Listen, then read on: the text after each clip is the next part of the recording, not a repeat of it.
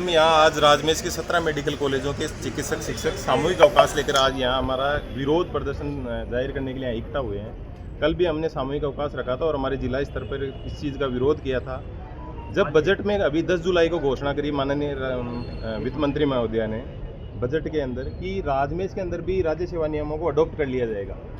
मैं आपको बताना चाहता हूँ कि राजमेश 2017 से शुरू हुआ, उसके अंदर अभी वर्तमान में 17 मेडिकल कॉलेज संचालित है और वो मेडिकल कॉलेज सब जिला स्तर के चिकित्सालयों को मर्ज करते हुए बनाई गई। जो माननीय प्रधानमंत्री महोदय की बहुत बड़ी योजना थी कि भाई हर जिले के अंदर ये चीज़ें स्थापित हो और हर मरीज को इसका लाभ हो और ये चिकित्सा शिक्षा के अंदर ज़्यादा से ज़्यादा डॉक्टर आए। लेकिन हम सब लोग जब यहाँ राजमेश के अंदर आए थे तो काफ़ी सारे लोगों को ज़्यादा रूल्स वगैरह यहाँ राजमेश के इवन 7 साल होने के बाद भी फ्रेम नहीं हुए। तो आ गए लोग इस उम्मीद से आज से कि ये भी गवर्नमेंट का ही पार्ट है। सब लोग इसी आस उम्मीद से आए, विश्वास के साथ आए कि ये गवर्नमेंट का ही पार्ट है और निश्चित रूप से हमें भी वही सुविधाएं मिलेंगी जो अभी ग्रुप वन जो हम बोलते हैं कि जो पुराने 6 सरकारी मेडिकल कॉलेज हैं उनको हम ग्रुप 1 बोलते हैं। जब ये हम लगातार पिछले 7 साल से लगातार गवर्नमेंट से हम बार बार प्रयत्न कर रहे थे। इस दौरान हमारे खुद राजमेश के 4 तो कमिश्नर बदल गए, 3 हमारे सेक्रेटरी बदल गए, 2 हेल्थ मिनिस्टर बदल गई, 2 सरकारें बदल गई। हमने हर बार उनसे निवेदन किया कि हम समान काम करें तो हमें समान अधिकार मिलने चाहिए। ठीक है, आप हमें केवल एक समेकित वेतन दे रहे हो तो ये किसी के भी एक्सेप्टेबल नहीं है। केवल लोग इसी आस उम्मीद से काम कर रहे हैं और ये इनका जो है वो विश्वास धीरे धीरे टूट जाएगा और लोग धीरे धीरे स्विच कर रहे हैं। इस मीन टाइम में लोगों ने बहुतों ने जिन्होंने ज्वाइन किया वो भी बहुत लोग छोड़ के आसपास के जो स्टेट में जिनमें अच्छी सर्विस कंडीशंस हैं, काफ़ी सारी फैसिलिटीज़ है, वहाँ मूव कर गए। और ये चल रहा था, हम काफ़ी समय से हमारी डिमांड्स की मांग कर रहे थे और जब ये बजट के अंदर अनाउंस हुआ तो हमें एक पूरी उम्मीद जगी कि हाँ निश्चित ही अब ये हमारे ऊपर भी लागू हो रहा, हमें इस चीज़ से राहत मिलेगी। लेकिन जब हमारे संज्ञान में ये आया, जब वित्त विभाग ने ये अनाउंस किया, ये मतलब एक तरीके से ये प्लान किया कि हमको तो डाइंग कैडर घोषित कर दिया, जो आप देख रहे हैं हम सब लोगों का रोष है। और उसके जो 1/8/2024 के बाद में जो रिक्रूटमेंट होने वाले हैं उनको सारे राजमेश के जो राज्य सेवा के नियम हैं वो लागू करने की सुविधा दे दी। आज तक सर्व कर रहे हैं तो हमारी क्या गलती रही है इसी? हमने आपकी इतनी एडवर्स कंडीशंस के अंदर हमने इतनी लेस फैकल्टी के बावजूद इन कॉलेजों को चलाने में यहाँ से इंटर्न निकाल दिए हमने, यहाँ पीजीज आ गए। अब क्या चाहते हैं आप? हमें एटलीस्ट हम भी इसके अधिकारी हैं। तो इसके हमने पहले जैसे हमारे नॉलेज में आया, हमने सबसे पहले माननीय मुख्यमंत्री महोदय को हम 16 से 17 को मिलने आए। हम उनसे उस दिन ये चिकित्सा मंत्री महोदय से मिलने आए तो उनसे मुलाकात नहीं हो पाई। उनके ओएसडी वगैरह को हमने मैटर समझा दिया, सर ये गलत हो रहा है और हम सारे के सारे चिकित्सक इस चीज़ को सहन नहीं करेंगे यदि हमें डाइंग कैडर में डिक्लेयर कर दिया तो। फिर हम माननीय वित्त मंत्री महोदय से भी मिले, उन्होंने कहा कि मैं फाइनेंशियल मैटर दिखलवाती हूँ। फिर जो हमारे अतिरिक्त मुख्य सचिव हैं श्री अखिल अरोड़ा जी, जो वित्त सचिव हैं, उनसे मिले तो उन्होंने साफ मना कर दिया कि आपको डाइंग कैडर में ही रखा जाएगा और जो नए रूल हैं वो आने वालों पे लगेंगे। उसी का नतीजा है कि हम सब लोगों को एकदम से अचानक से हमारे पैरों से ज़मीन खिसक गई। हमें हमारा फ्यूचर यहाँ बिल्कुल अंधकार में नज़र आने लगा और उसके विरोध स्वरूप हमने पहले ही सरकार को 18 तारीख को अल्टीमेटम दे दिया था। हमने सबको पत्र लिख दिए थे कि हम 22 तारीख से सामूहिक अवकाश पर चले जाएंगे। हमने कल से सामूहिक अवकाश हमारा शुरू किया। तो कल हमारे डेलीगेशन को माननीय चिकित्सा मंत्री महोदय ने बुलाया, हम उनसे मिले, उन्होंने बिल्कुल सहानुभूतिपूर्ण वार्तालाप किया। हम भी जानते हैं कि सरकार हमें देना चाहती है, बट हमें पता है कि इसमें मंशा वित्त विभाग की है नहीं सही और हम इस मंशा से बिल्कुल अवगत हैं। वित्त विभाग के अधिकारी इसके अंदर बिल्कुल बहुत समय से रोड़ा अटकाए हुए हैं। जब भी पहले भी हमने मांगे करी, हर बार यही होता था कि फाइल वित्त विभाग में गई है, फिर पता लगता था कि वित्त विभाग से वापस आ गई, फिर पता लगता था कि फाइल वापस चली गई। इस फाइल के खेल में हमें पीछे 4-5 साल से इतना यहाँ हमारे आपको क्या बताएंगे, हमारी पीड़ा का आपको बखान करना संभव नहीं है हमारे लिए। हमारे यहाँ जूते किसके, चप्पलें कि साहब हमारी भी निवेदन सुनो। हम जब जो काम कर रहे हैं, जो समान काम कर रहे हैं इतने एडवर्स कंडीशन में, उसको भी हमें रिवार्ड मिलना चाहिए।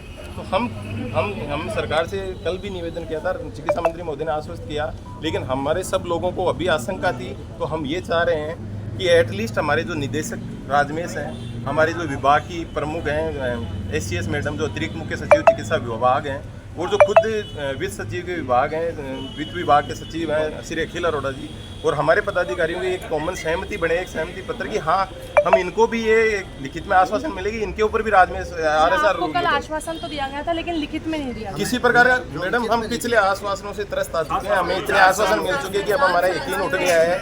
आप टकराव नहीं चाहते हैं, हम पढ़े लिखे लोग हैं, मेडिकल टीचर्स हैं, हम डॉक्टर बनाते हैं, हमारा इरादा कुछ भी नहीं है। और हम तो सरकार को धन्यवाद देते हैं कि आपने बजट के अंदर ये राज्य सेवा नियम लागू करने के प्रस्ताव की घोषणा की और उससे हम तो इतने खुश थे। हमने सेकंड डे गवर्नमेंट को बिल्कुल हमने धन्यवाद के लिए धन्यवाद पत्र लिखे थे। सब जो हमारे माननीय इसके स्टेक होल्डर्स है उनको हमने पेड़ फूल ये पेड़ प्रदान करके हमने उनसे बिल्कुल रिक्वेस्ट उनको धन्यवाद ज्ञापित किया था। हमने इतने खुश थे, लेकिन अचानक से आप देखो कि अचानक से किसी को कहते हैं ना कि एक निवाला मुंह के पास आ रहा और आपसे वो छीन ले, तो वो उस आदमी पे क्या बीत रही होगी जो भूखा मर रहा होगा पिछले 5 साल से। उसको एक उम्मीद बंधी हुई हो और अचानक से उसको लगे कि उसके हितों पे इतना भयंकर कुताराघात होने वाला कि उसको कुछ नहीं मिलने वाला है। तो यही चीज़ है, ये आक्रोश आप समझ सकते हैं। ये डाइंग कैडर आप यहाँ देख लीजिए क्या स्थिति है। लोग इस चीज़ को सोच के हैं कि आने वाले टाइम में 2 कैडर होंगे यहाँ पे, एक जिंदा डॉक्टरों का कैडर और एक हम सब मरे हुए का। क्या सुना हम केवल राज्य सरकार से ये निवेदन करते हैं, हमारे चिकित्सा मंत्री महोदय से निवेदन करते हैं कि सर हम आपके साथ ही हैं। हम इस सिस्टम को बहुत अच्छे से और आगे बहुत ग्रो कराना चाहते हैं। मेडिकल एजुकेशन के अंदर नए आयाम स्थापित करना चाहते हैं। राजस्थान जिले का नाम, राजस्थान राज्य का नाम रोशन करना चाहते हैं, लेकिन एटलीस्ट हमें दबाया नहीं जाए, हमें इस तरीके से कुचला नहीं जाए। इसलिए हम उनसे केवल चाहते हैं कि वो या तो अपनी अध्यक्षता के अंदर इन 4 जो स्टेक होल्डर्स हैं मेन, जहाँ से हमें हर्डल्स आ सकते हैं, हमारे पदाधिकारियों के साथ उनका लिखित में बिल्कुल अच्छे से आश्वासन, ठोस आश्वासन मिल जाए। लिखित के अंदर हमारा एक समझौता हो जाए, या फिर जैसा कि पिछले भी कई बार भी जो डॉक्टर्स के आंदोलन हुए उनमें पुराने जैसे 3 जो अच्छे मुख्यमंत्री होते थे उनकी एक कमेटी बन जाए और उनके अंदर एक हमारा प्रपोजल कि हमें बिल्कुल RSR मिलेंगे। इसके लिए एक अच्छी कमेटी मंत्री लेवल की 3 मंत्रियों की और हमारे पदाधिकारियों के साथ कमेटी गठित हो जाए, ये हमारी मांग है राज्य सरकार से। लौटाते हैं और उनका नाम अखिल अरोड़ा है और वो हमारे काम में बहुत बड़ा रोड़ा है। हम इस सरकार को ये मैसेज देना चाहते हैं कि सरकार हमारे लिए इतनी पॉजिटिव है, हम उनके कृतज्ञ हैं कि उन्होंने विधानसभा में बजट में RSR की घोषणा करी। क्या बजट में ये घोषणा हुई थी कि ये 2 तरीके के कैडर बनाए जाएंगे? बजट में यही घोषणा हुई थी कि सब पर RSR का इम्प्लीमेंटेशन होगा। उसके बाद वित्त सचिव ने ये खेल खेला है, जानबूझकर हमारे साथ एक साजिश करी है। उस साजिश के तहत हम लोगों को डाइंग कैडर बना दिया, जिंदा लोगों को मृत घोषित कर दिया उन्होंने।